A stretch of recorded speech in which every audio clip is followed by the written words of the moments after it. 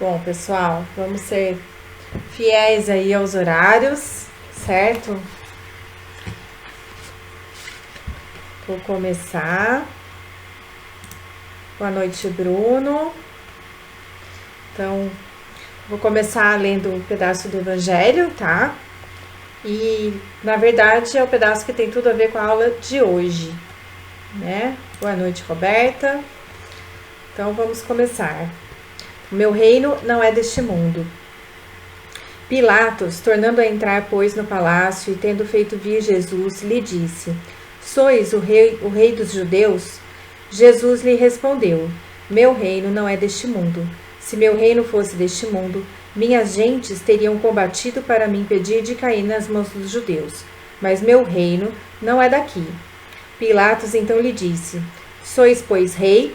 Jesus lhe replicou: Vós o dissestes, eu sou rei. Eu não nasci e nem vim a este mundo, senão para testemunhar a verdade. Qualquer que pertença à verdade, escuta minha voz. Quem melhor do que eu poderá compreender a verdade dessas palavras de nosso Senhor? Meu reino não é deste mundo? O orgulho me perdeu sobre a terra. Quem, pois, compreenderia a insignificância dos reinos deste mundo, se eu não o compreendesse? Que carreguei comigo da minha realeza terrestre? Nada, absolutamente nada. E como para tornar a lição mais terrível, ela não me seguiu até o túmulo. Rainha, eu fui entre os homens. Rainha, eu acreditava entrar no reino dos céus. Que desilusão, que humilhação, quando em lugar de ser ali recebida como soberana, vi acima de mim, mas bem acima, homens que eu acreditava bem pequenos e que desprezei porque não eram de um sangue nobre. Então eu compreendi a esterilidade das honras e das grandezas que se procura com tanta avidez sobre a terra. Para se preparar um lugar neste reino é preciso a abnegação, a humildade, a caridade em toda a sua prática celeste, a benevolência para com todos. Não se vos pergunta o que fostes, que posição ocupastes, mas o bem que haveis feito, as lágrimas que enxugastes. Ó Jesus, disseste que teu reino não era deste mundo, porque é preciso sofrer para alcançar o céu, e os degraus do trono não nos aproximam dele. São os caminhos mais penosos da vida que a ele conduzem. Procurai, pois, seu caminho através das sarças e dos espinhos, e não entre as flores. Os homens correm atrás dos bens terrestres como se os devessem guardar para sempre. Mas aqui não há mais ilusões. Eles se apercebem logo de que não agarram senão uma sombra e negligenciaram os únicos bens sólidos e duráveis, os únicos que lhes são de proveito da morada celeste, os únicos que podem a ela lhes dar acesso. Tende piedade daqueles que não ganharam o reino dos céus. Ajudai-os com as vossas preces, porque a prece aproxima o homem do Altíssimo. É o traço de união entre o céu e a terra. Não os esqueçais. Uma Rainha de França, Havre, de 1863. Bom, pessoal, boa noite. Boa noite para a Nilva, para a Larissa, para a Taliane, para a Micheline e para o Rodrigo. Ver se chegou mais alguém. Só. Então tá bom, boa noite para todo mundo. Hoje nós vamos falar sobre o julgamento de Pilatos, mas dois recadinhos, né? Primeiro, que quem ainda não mandou as cadernetas, né? A foto das cadernetas, por favor, pode mandar para Simone, tá? Que depois a gente se divide para olhar. E também que a Simone já mandou para todo mundo aí o link do Google Meet, né? Pra gente se encontrar depois. É legal a gente conversar depois, porque sempre tem, às vezes, algumas coisas que a gente acabou não falando na aula, algumas perguntas, que pode ser a dúvida de outras pessoas também, tá bom? A oportunidade aí da gente conversar depois, pelo menos por enquanto nessa pandemia doida, tá bom? Então, vamos começar.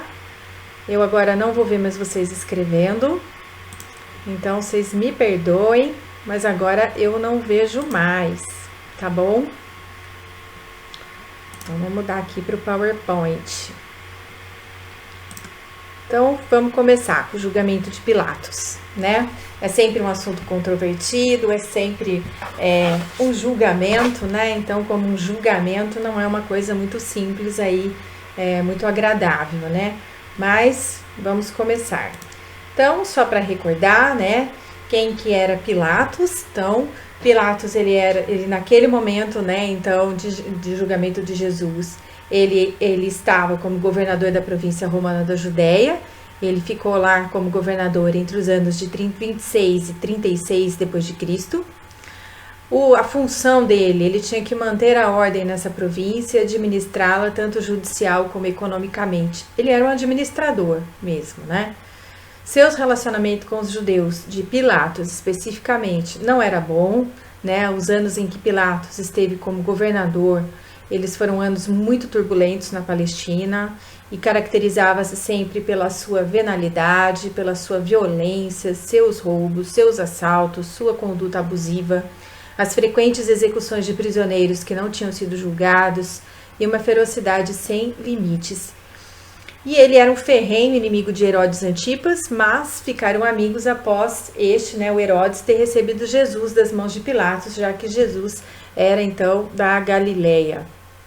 Isso a gente viu já um pouco lá para trás. E aí vamos nos localizar aí na Fortaleza Antônia, né, que é importante a gente fazer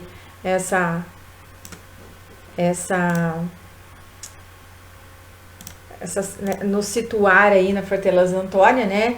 Então tinha uma muralha em volta dela de 21 metros de altura e a própria fortaleza tinha uma torre então com 36 metros de altura.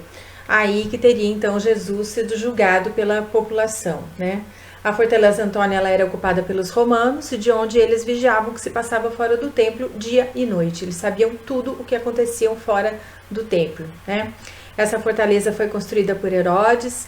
O nome de Fortaleza Antônia era em homenagem a Marco Antônio, que era o protetor romano aí de Herodes, né? Então, os romanos, respeitando a filosofia religiosa dos povos estranhos, que era assim que eles se intitulavam aí os judeus, né? Eles não participavam das teses sutis e dos sofismas debatidos e examinados todos os dias. Então, eles não participavam de todas aquelas discussões dos judeus a respeito das religiões, das leis judaicas, nada. Mas a Torre Antônia, onde se aquartelavam as forças armadas do Império, dominava o recinto, facilitando então essa fiscalização constante de todos os movimentos dos sacerdotes e das massas populares. Então, dali da Torre Antônia, os romanos, né, Pilatos e toda a sua guarda, faziam toda a vigilância em relação aos sacerdotes. Não se metiam naquilo que não era, né, que era religioso, eles não tinham nenhuma interferência, mas eles tinham aí o uso da força, da administração, da parte econômica toda que era romana. Bom, e aí a gente pensa, será que Pilatos não sabia nada a respeito de Jesus, né? Sim, ele sabia, muitas coisas já tinham sido faladas para ele, a gente vai ver aqui algumas das coisas, né? Os assessores de Pilatos tinham feito para ele um relatório, né, aonde se constava que Jesus era o Messias nacional, foi isso que os assessores dele passaram para ele, que Jesus era o Messias nacional, que era isso que se falava, que ele tinha um título religioso de um herói nacional judeu, destinado a libertar o país da ocupação estrangeira, ou seja, da ocupação romana. E aí, o que se conclui pelos assessores é que Jesus, então, era um conspirador, um agitador, um revolucionário contra Roma. O fato é que Pilatos só poderia julgar civilmente, nunca de acordo com a religião judaica, porque ele não era judeu. Os sacerdotes, eles tinham que criar, então, um problema político, um problema civil, um problema administrativo, para que a autoridade civil, que era Pilatos, se visse obrigada a agir e resolver ambos os problemas, arcando com toda a responsabilidade, né? Então, ao que tudo indica, Pilatos sabia, sim, que estava havendo uma conspiração por parte dos judeus, né, do Sinédrio, pelo julgamento de Jesus, né? E para que quem julgasse Jesus fosse a autoridade romana, ou seja, Pilatos.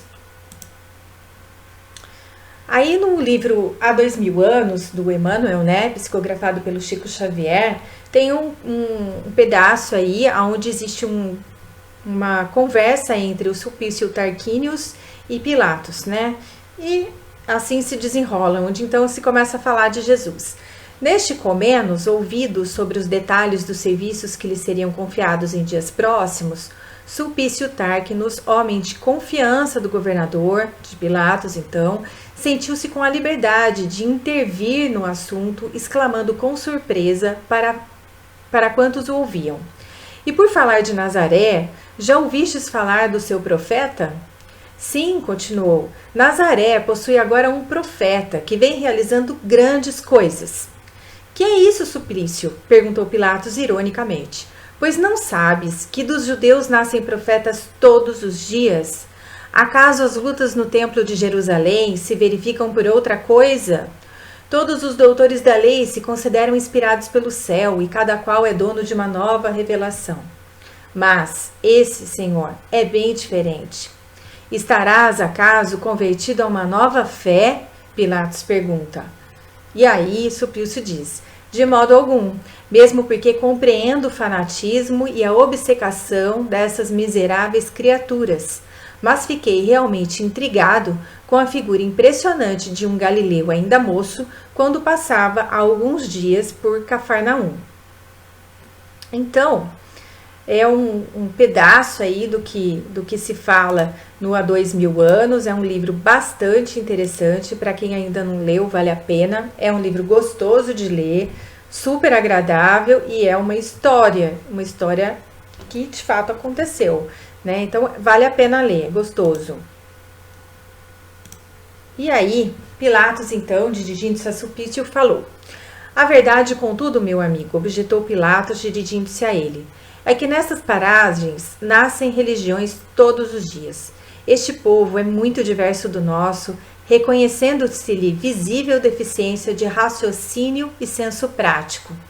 Um governador aqui não pode deixar-se empolgar pelas figuras e sim manter rígidos os princípios, no sentido de salvaguardar a soberania inviolável do Estado.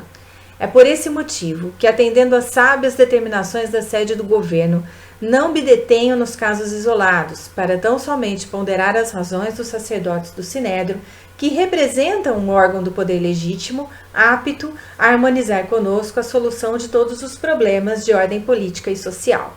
Então vejam, Pilatos era aparentemente uma pessoa extremamente objetiva, fria, né? Onde ele tem conhecimento que entre os judeus sempre surge algum profeta, onde eles brigam muito, onde todos eles se acham com razão, e que ele então, como governador da província, né, ele não pode ficar se envolvendo com essa coisa toda, né, com essas emoções todas, ainda mais com a religião judaica, que nada tem a ver com ele, né? Então, ele entende que os judeus, inclusive, têm uma visível deficiência de raciocínio e senso prático, ou seja, ele, como romano, acredita que eles romanos são muito práticos, né, e que eles têm sim uma superioridade aí mental, pelo menos, né, em relação aos judeus. Então, vocês vejam como nessa parte já se vê que realmente Pilatos não se dava bem com os judeus, né? O que ele pensava deles.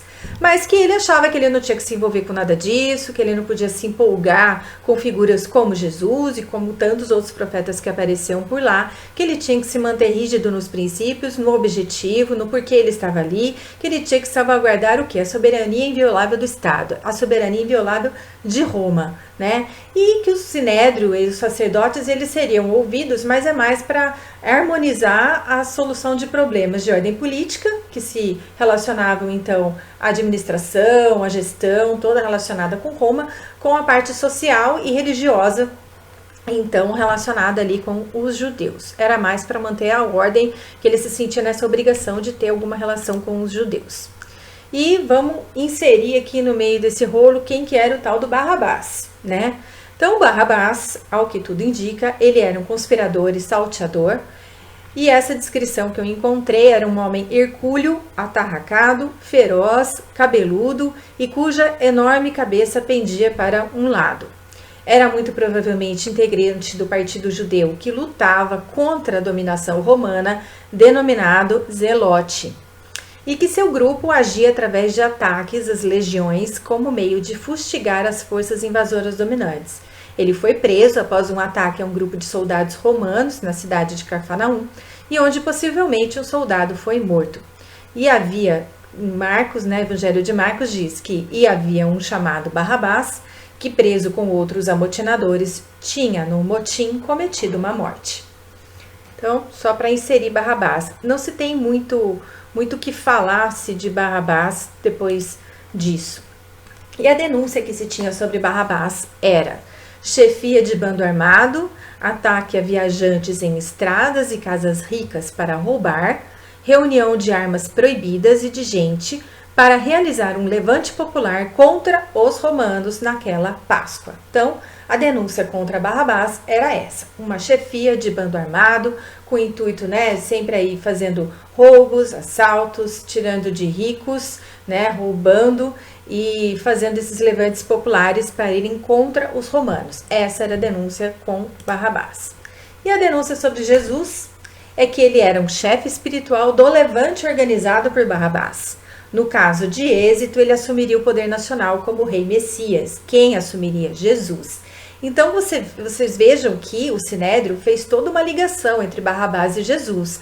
Barrabás, ao que tudo indica, era realmente, né, um bandido, vamos dizer assim, né? Era uma chefia de bando armado, ele roubava, ele praticava crimes, e ele realmente tinha, por fazer parte até do grupo de zelotes, né? De judeus zelotes aí, que fazia parte desse partido, e a intenção deles era realmente lutar contra a invasão romana.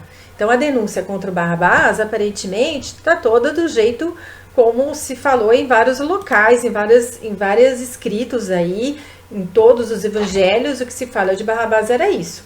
Mas o Sinédrio fez essa ligação de Jesus com Barrabás, né? Então Barrabás seria aí o executor de tudo isso e Jesus seria o chefe espiritual desse levante organizado por Barrabás, né? E que no caso de êxito de Barrabás, o Jesus assumiria como rei nacional, aí com o poder nacional, e ele seria então, né, o rei de toda Jerusalém, de toda a Judéia.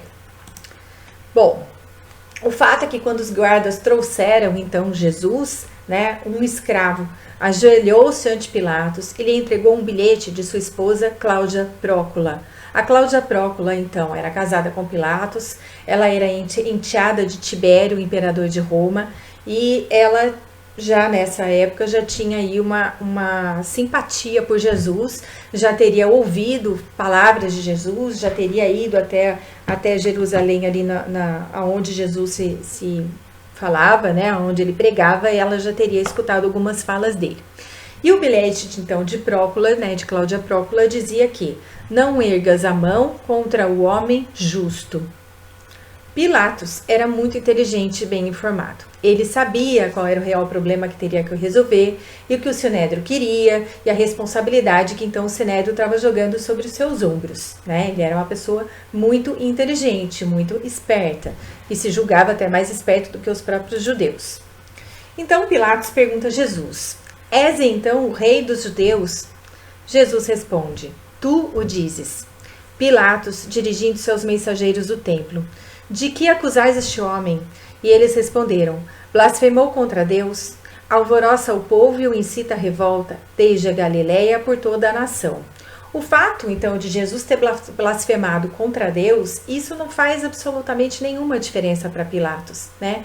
Isso é um problema religioso, um problema da lei judaica, um problema para ser resolvido no Sinédrio, que ele não tem absolutamente nada a ver com isso, né? Agora, o incitar a revolta contra os romanos, o querer lutar contra Roma, aí sim é um problema que caberia a Pilatos resolver, né? Mas ele tinha ideia de que isso estava sendo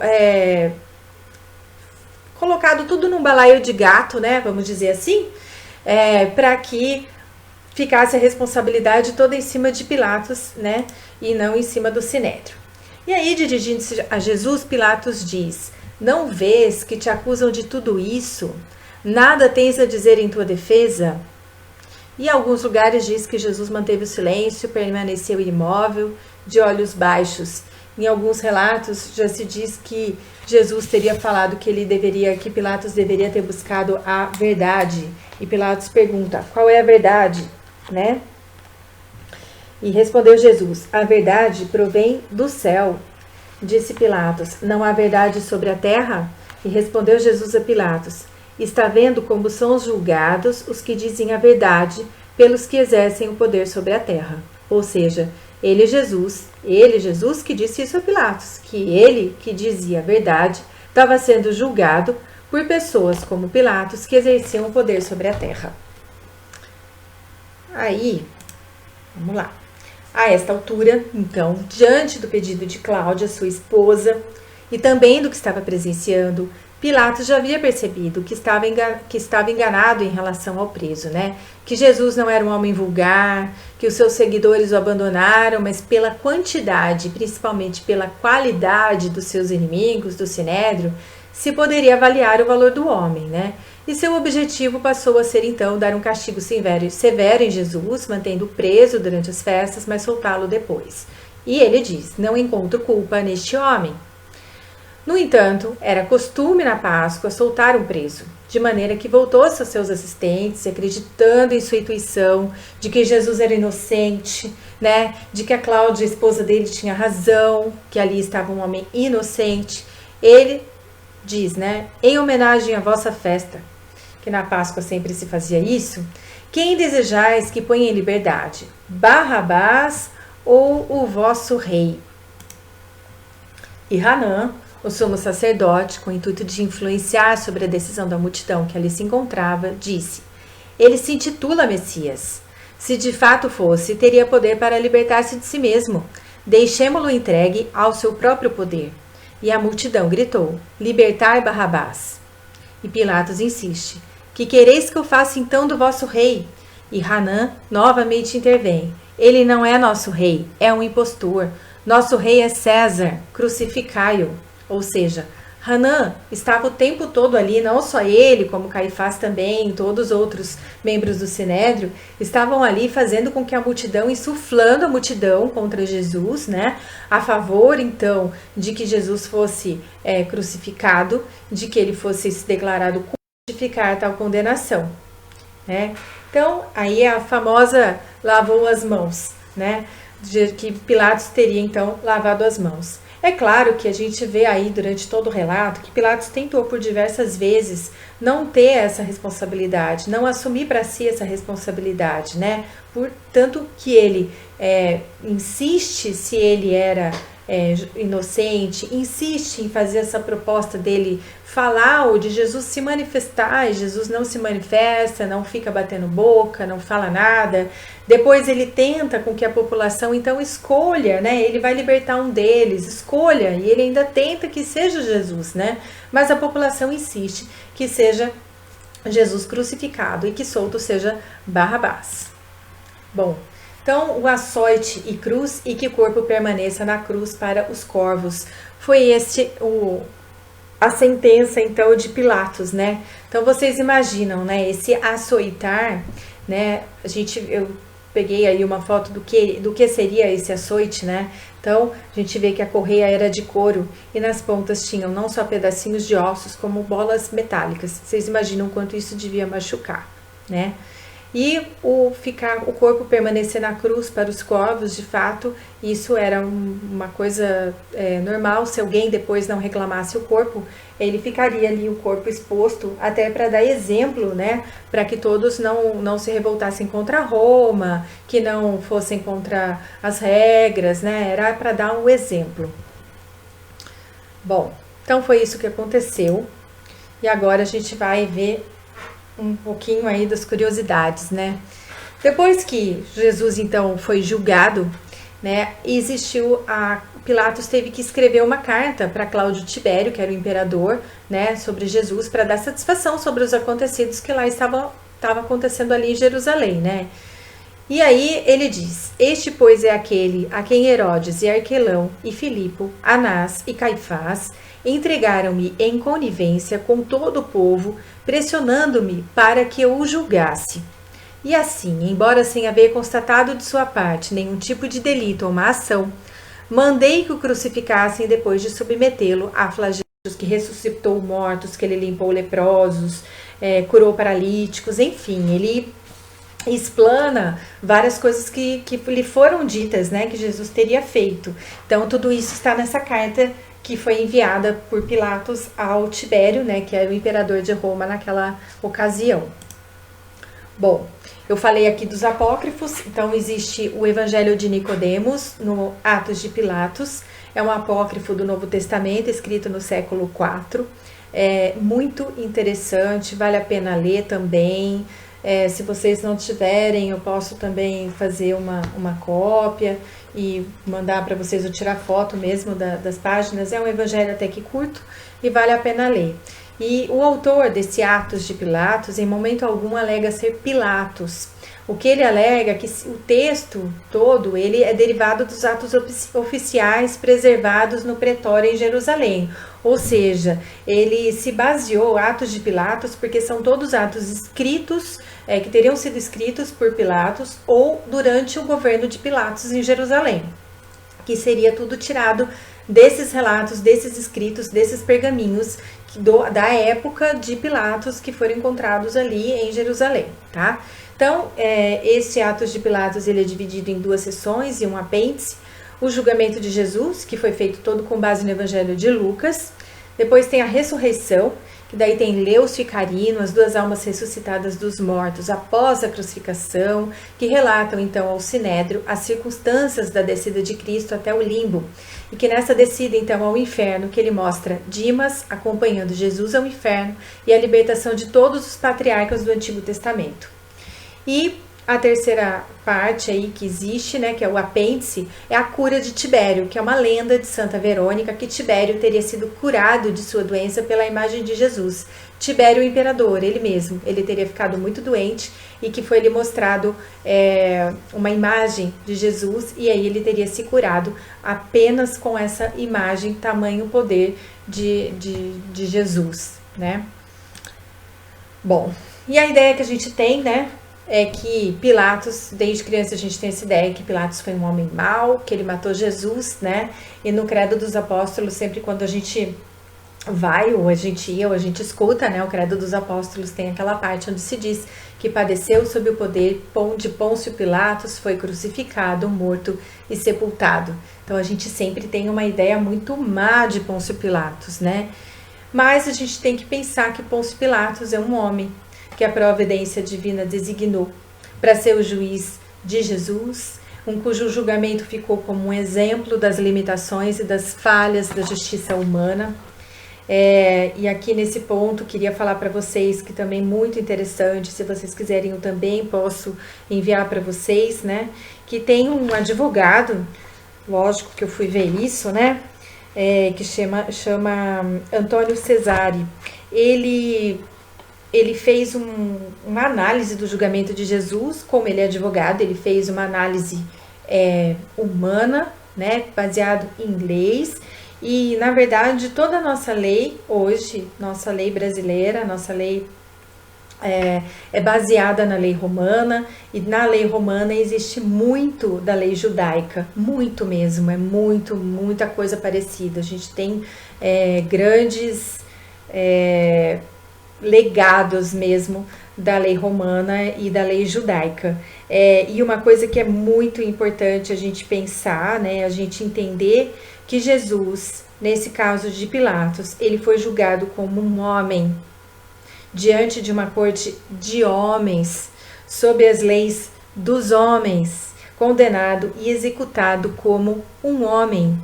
Então, é muito interessante mesmo essa questão desse julgamento de Jesus aqui analisado por esse advogado, e eu acho que também vale a pena ler aqui. Quem quiser, acho que quem fica revoltado, por exemplo, né? Eu na época fiquei bastante quando eu fiz escola, então eu acho que é sempre interessante buscar outros pontos de vista, né? Bom, disse que Pilatos que ele se suicidou em 37 depois de Cristo, ou seja, logo depois, né, que ele caiu em desgraça quando Calígula passou a ser o imperador, né, que o Tibério morreu e Calígula passou a ser o novo imperador, e aí Pilatos não teria tido muita sorte, né, tinha sempre essa questão da política, tudo muito complicado, né, ainda né, esses achegos todos, e Pilatos não foi muito bem quisto aí por Calígula. E uma outra coisa interessante é que foi encontrado em 1968, ou seja, muito recente, o Anel de Pilatos. Aí vocês estão vendo um desenho e uma foto do que foi encontrado, né? Esse desenho é o que seria, na verdade, o selo, né? O desenho mesmo que representava o governo de Pilatos, né?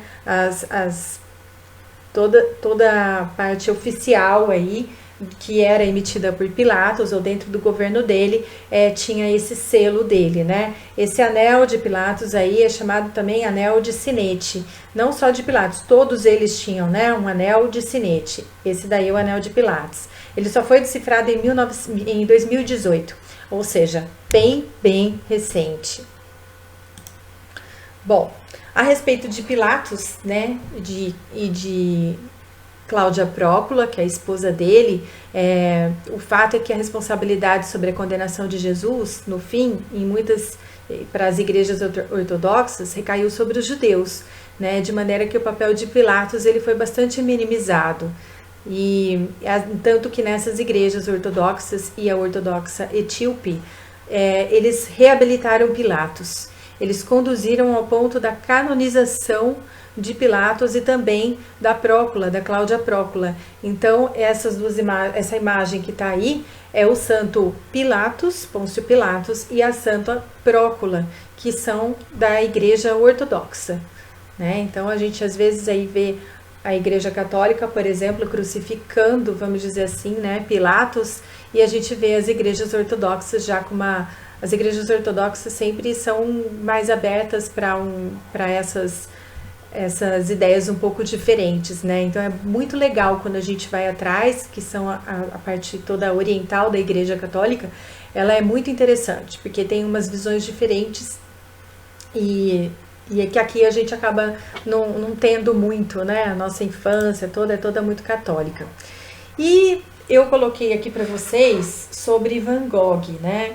O que se diz é que Van Gogh teria sido a reencarnação de Pilatos.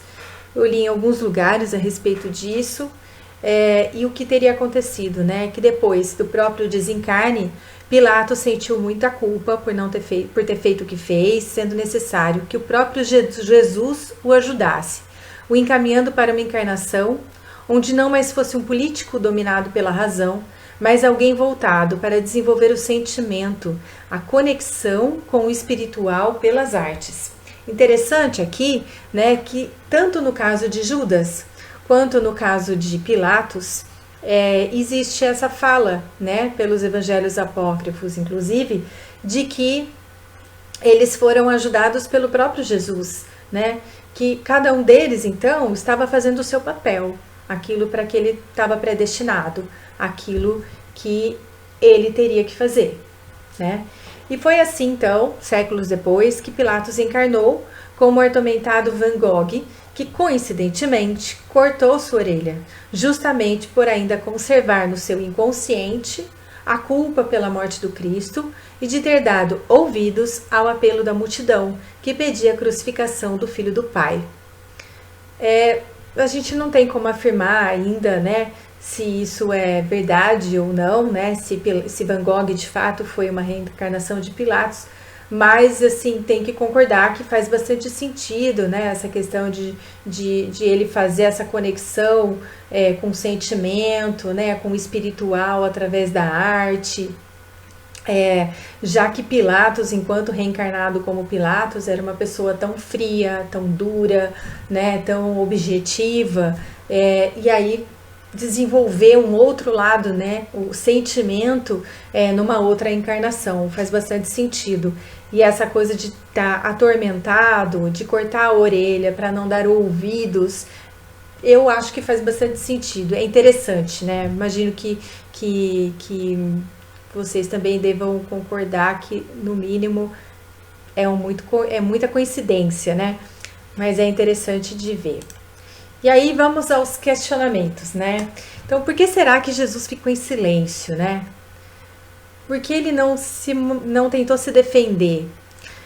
Será que teria resolvido alguma coisa ele argumentar qualquer coisa naquele momento? Será que não teria feito nenhum e gastar uma energia à toa, né? Porque a gente, assim, fica pensando, como que ele não falou nada? Como que ninguém fez nada, né? Por que que ele não falou nada? Por que que ele não se defendeu, né? Por que não fazer, não falar? Por que não ficar bravo, né? Ia adiantar alguma coisa? A gente não sabe. Provavelmente não ia adiantar nada, né? E também Jesus sabia o que ia acontecer, né? Ele já tinha essa alma já toda liberta e toda pronta, sabendo o que ia acontecer, né? Já predestinado para aquilo. Então, para que discutir, né? Tanto que depois ele diz na cruz, né? Pai, perdoa, eles não sabem o que fazem, né? Porque ele sabia o que estava acontecendo, ele tinha plena consciência disso, né? A outra pergunta que a gente pensa, faz aí, né? Onde estavam os apóstolos no momento do julgamento de Jesus? Como eu disse na outra aula, né, nos comentários, eu também fiquei muito revoltada.